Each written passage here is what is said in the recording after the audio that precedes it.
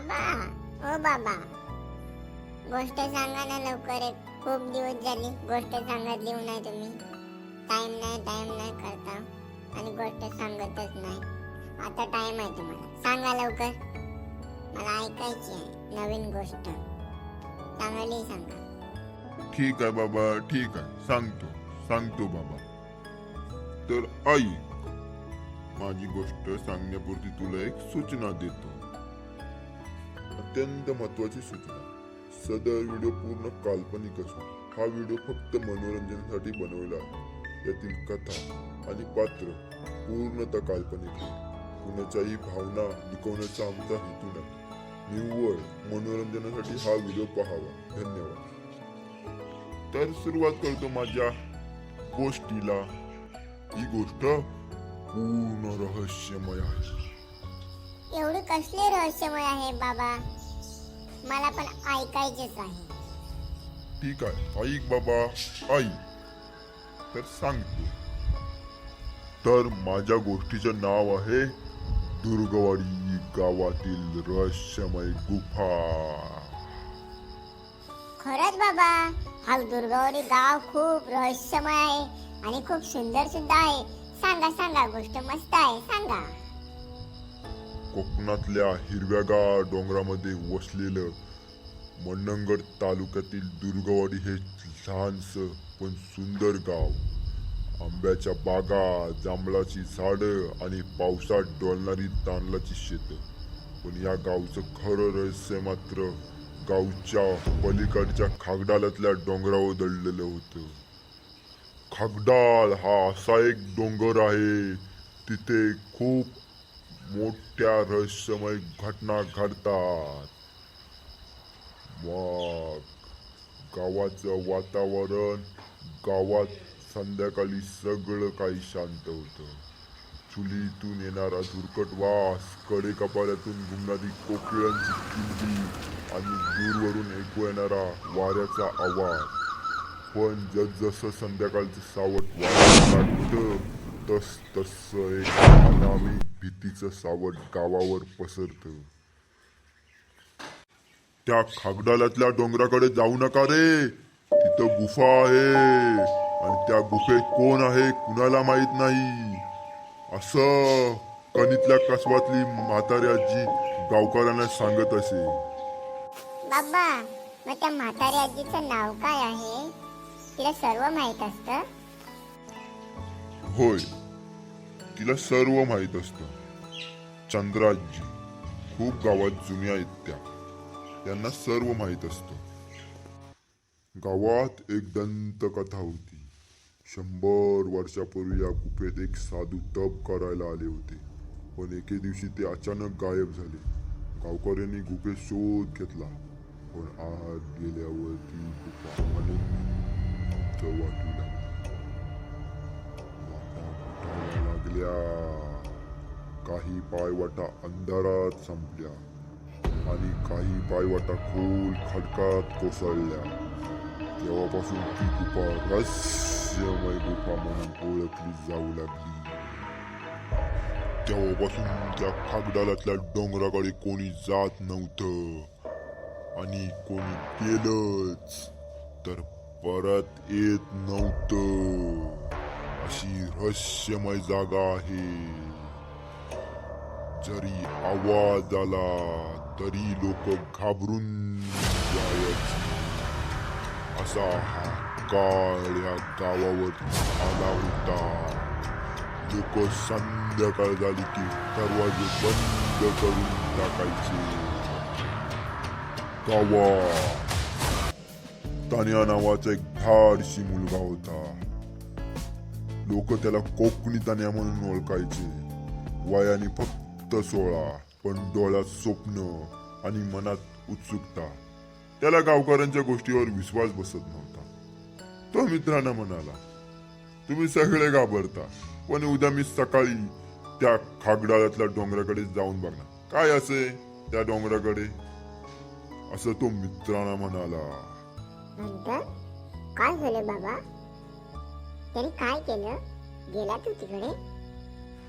सगळ्यांनी त्याला थांबवलं. त्यातला एक मित्र म्हणाला, अरे तन्या, नकोस जाऊस तिकडं. त्या खाकदाच्या डोंगराकडं एक गुफा हाय.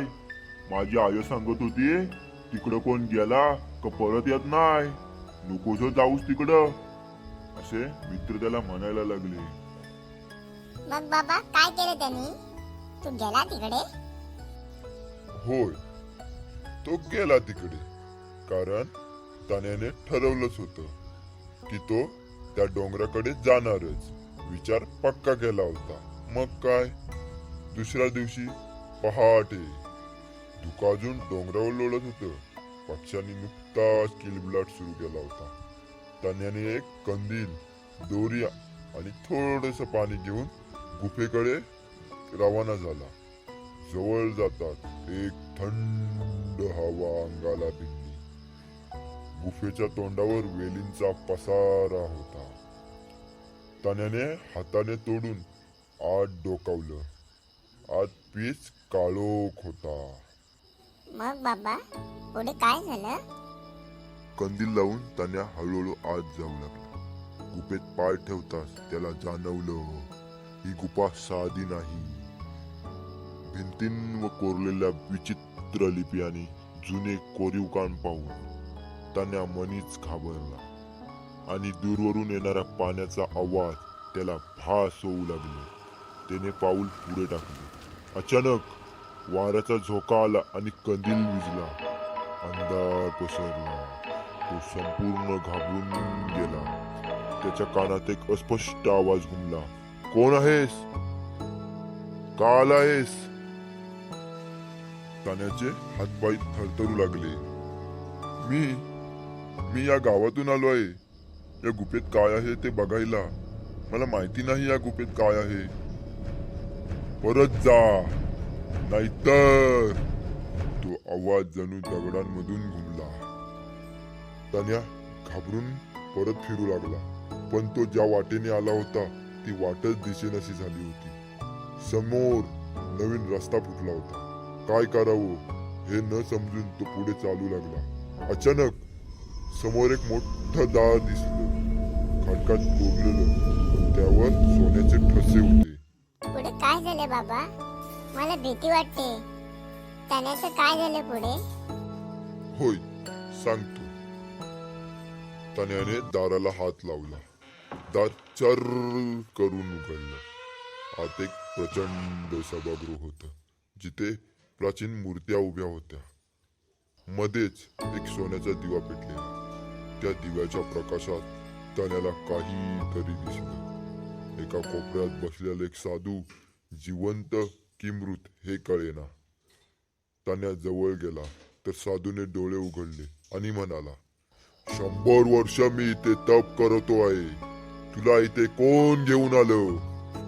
तन्या हादरला आणि म्हणाला, मला सत्य जाणून घ्यायचं होतं बाबा. साधू स्मित करून म्हणाले, मग एक, या गुफेत जो खऱ्या मनाने येतो त्याला ज्ञान मिळतं. पण ज्यांचं मन वाईट असतं तो इथून परत जात नाही. होय बाबा. तेवढ्यात गुफेतून एक प्रकाश ज्योत निघाला.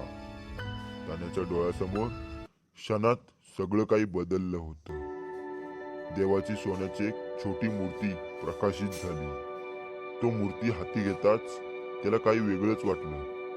तो परत गुफेच्या तोंडाशी उभा राहिला. कसा बाहेर आला, काय झालं काही समजेना. तन्या तिकडून परत गावात परतला. तेव्हा सगळे आश्चर्यचकित झाले. कसं काय परत आलास? तिथं गेल्यावर कोणी परत येत नाही म्हणे.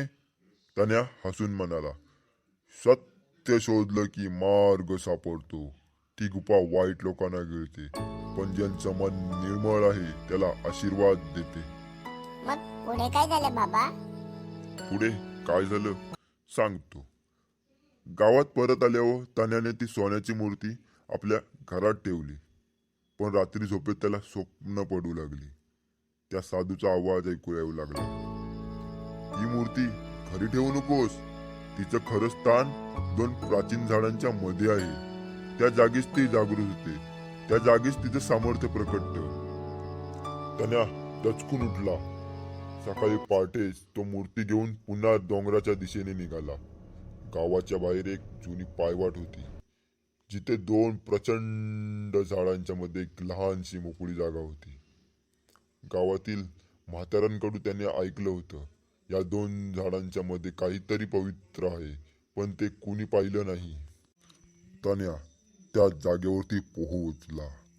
दोन झाडांच्या मध्ये उभा राहिला आणि मूर्ती हातात घेताच जोरजोरात वारा सुटू लागला. पाने सळसळू लागली. झाडांच्या मुळाखालून जणू हलक्या प्रकाशाचे झोत निघाले. तान्याने आदराने मूर्ती त्या मोकळ्या जागेवर ठेवली. क्षणात संपूर्ण जागा सोन्याच्या प्रकाशाने उजळली आणि जणू आकाशात वाजली. गावकऱ्याने त्याचा पाठलाग करताच सर्व काही पाहिलं. गावकरी त्याच्या समोर आले आणि म्हणाले, खरंच तू एक धाडसी मुलगा आहेस. तू खूप मोठं काम केलं आहेस. होय. तान्याने त्यांना या दोन झाडांच्या मध्ये एक मंदिर बांधण्यास सांगितलं. गावकऱ्याने त्याचं ऐकलं आणि या दोन झाडांच्या मध्ये एक मंदिर उभारले. तान्या, तू ही मूर्ती तिच्या योग्य स्थानावर ठेवली आहेस. ही मूर्ती म्हणजे जागृत देव आहे. या दोन झाडांच्या मध्येच ती शतके लपली होती. आता या गावाला कोणतंही संकट स्पर्श करू शकणार नाही. त्या दिवसापासून गावकरी त्या दोन झाडांच्या गोल प्रदक्षिणा घालून देवाची पूजा करू लागले. त्या मूर्तीचं तेज गावभर पसरलं. लोकांच्या घरात आनंद नांदू लागला. पिकं भरभरून यायला लागली आणि दुर्गवाडीचं नाव आसपासच्या खेड्यापर्यंत जाऊन गाजायला लागलं. तर कशी वाटली ही गोष्ट? आवडली ना? होय बाबा, मला ही गोष्ट खूप आवडली. खूप मस्त होती. तर मित्रांनो, तुम्हालाही आवडली ना गोष्ट? जर आवडली असेल तर व्हिडिओला लाईक करा आणि चॅनलवरती जर नवीन असाल तर कोकणी तान्या या यूट्यूब चॅनलला सबस्क्राईब करा. अशीच गंमत जम्मत व्हिडिओ आपल्या चॅनलवरती येत राहतील. आता भेटू पुढच्या व्हिडिओमध्ये. धन्यवाद.